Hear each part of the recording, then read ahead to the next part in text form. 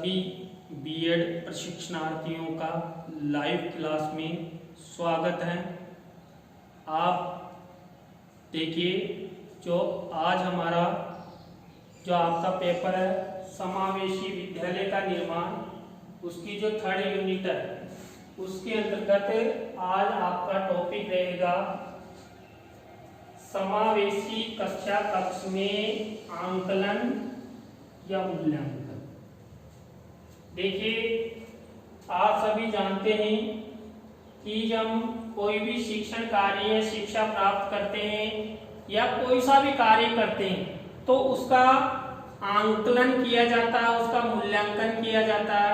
यानी कि उसने कितना अच्छा किया है, कितना बुरा किया है, इसमें क्या अपेक्षित सुधार होना चाहिए, क्या नहीं होना चाहिए, इसने अच्छा किया है तो हमें इसकी प्रगति का आंकलन कितना रहा, कितना प्रतिशत रहा, इसने कितने अंक प्राप्त किए।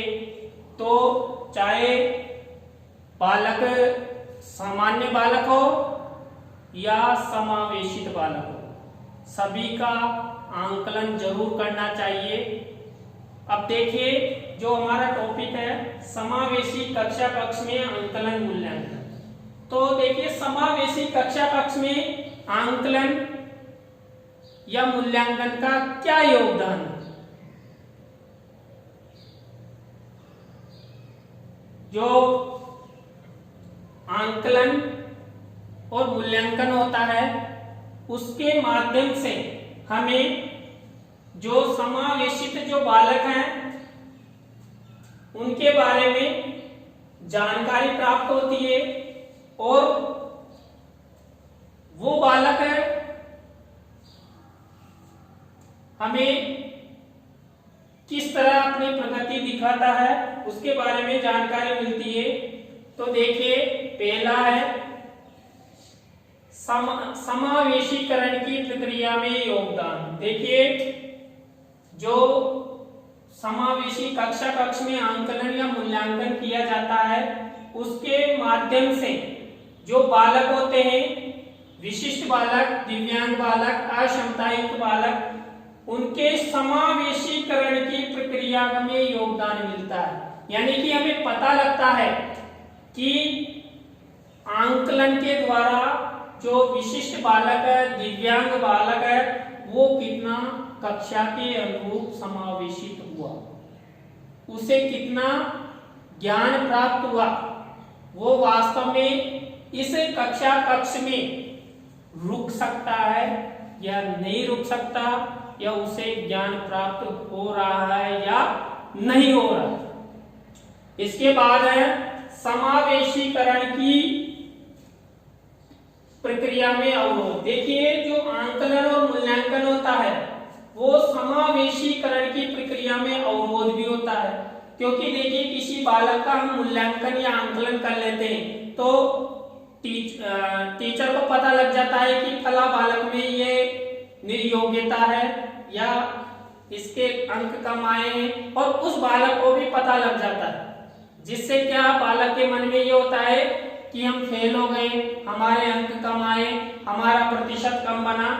तो इस तरह वो बालक आगे जो शिक्षा ग्रहण करेगा वो नहीं करेगा।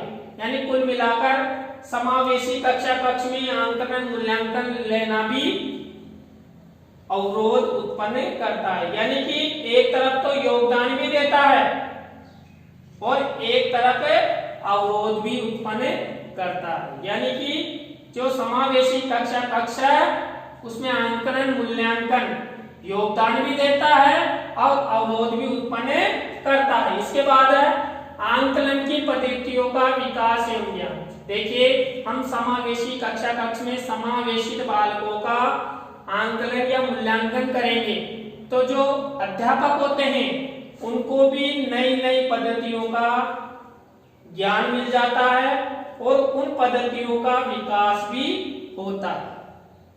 क्योंकि देखिए, आप हम किसी दिव्यांग बालक या विशिष्ट बालक का आंकलन या मूल्यांकन करेंगे तो हम भी अध्यापक ये सोचेंगे कि इसका किस विधि के माध्यम से आंकलन या मूल्यांकन किया जाए, जिससे कि सटीक हमें इसका आंकलन या मूल्यांकन का पता लगे। इसके बाद है अधिगम एवं विकास में योगदान। देखिए, जो समावेशी कक्षा कक्ष में आंकलन और मूल्यांकन किया जाता है, उसके माध्यम से जो विद्यार्थी होते हैं उनके अधिगम और उनके विकास के बारे में हमें जानकारी प्राप्त होती है। एक अगर हम आंकलन या मूल्यांकन नहीं करेंगे तो हमें उनके अधिगम और विकास के बारे में हमें कभी भी जानकारी प्राप्त नहीं होगी। इसके बाद समान शिक्षा प्राप्ति में योगदान। देखिए, जो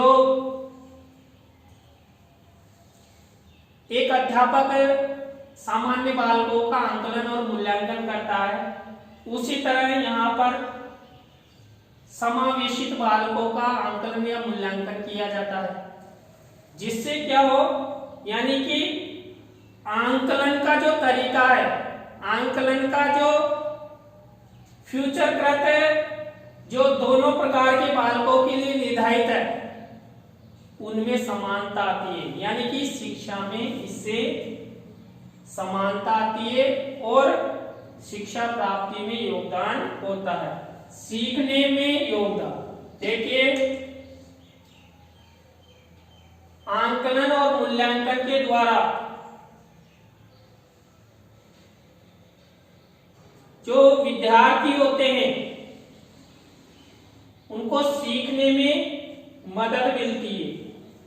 वो एक दूसरे को देखकर कि फला स्टूडेंट के अच्छे अंक आए, उनका अच्छा प्रतिशत बना है, तो बच्चे में एक तरह से उत्साह बनता है और वो अपने कर्तव्य यानी शिक्षा प्राप्ति में अधिक समय देगा, जिससे क्या होगा, उस बालक में सीखने में अधिक से अधिक योगदान हमें प्राप्त हो सकेगा।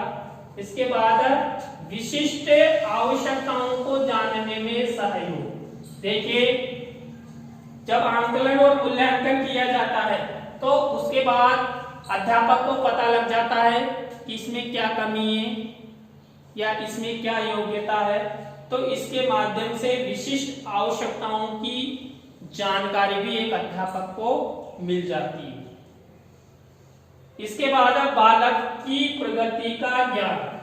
जो बालक होता है उसकी प्रगति का ज्ञान एक अध्यापक को मिल जाता है कि बालक की कितनी प्रगति हो रही है, यानी कि वो शिक्षण प्राप्त कर रहा है, तो इसके माध्यम से बालक का कितना प्रतिशत रहा, कितने अंक प्राप्त किए, फ्यूचर में वो कितनी प्रगति कर सकता है। यानी कि देखिए, आपने मनोविज्ञान में या विज्ञान में पढ़ा होगा कि प्रतिभाशाली से लेकर औसत बुद्धि यानी बुद्धि लब्धि का पद। कुल मिलाकर आप ये देखिए कि इससे क्या होता है, आंकलन और मूल्यांकन से बालक की बुद्धि लब्धि का ज्ञान अध्यापक को प्राप्त होता है। इसके बाद है बालक के लिए अपेक्षित शिक्षण सामग्री का ज्ञान।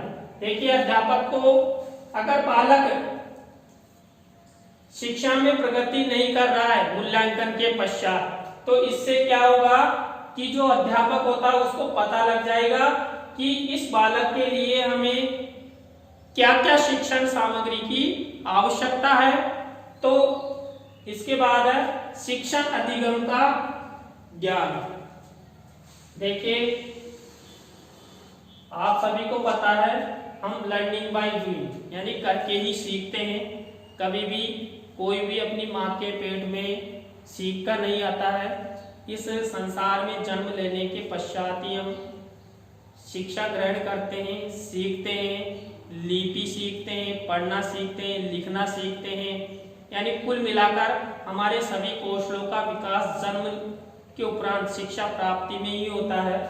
तो आंकलन और मूल्यांकन के द्वारा हमें शिक्षण अधिगम का ज्ञान होता है, यानी कि बालक कितना शिक्षण अधिगम कर रहा है। इसके बाद लास्ट है कक्षा कक्ष में अपेक्षित सेवाओं का ज्ञान। देखिए, कई बार हम आंकलन और मूल्यांकन तो लेने चल देते हैं, लेकिन कक्षा कक्ष में सुविधाएं ही नहीं है। तो आंकलन और मूल्यांकन का प्रभाव जो कक्षा कक्ष में अपेक्षित जो सेवाएं होती है उन पर भी पड़ता है। तो देखिए, जो आज का हमारा जो टॉपिक था समावेशी कक्षा कक्ष में आंकलन मूल्यांकन, इसका क्या योगदान है इसके बारे में हमने ज्ञान प्राप्त किया। कल फिर नेक्स्ट क्लास में हम आंकलन और मूल्यांकन यानी कि समावेशी कक्षा कक्ष में जो बाधाएं हैं, हमें कौन कौन सी बाधाएं मिलती है कक्षा कक्ष में या आती है, उसके बारे में अध्ययन करेंगे। Thank you.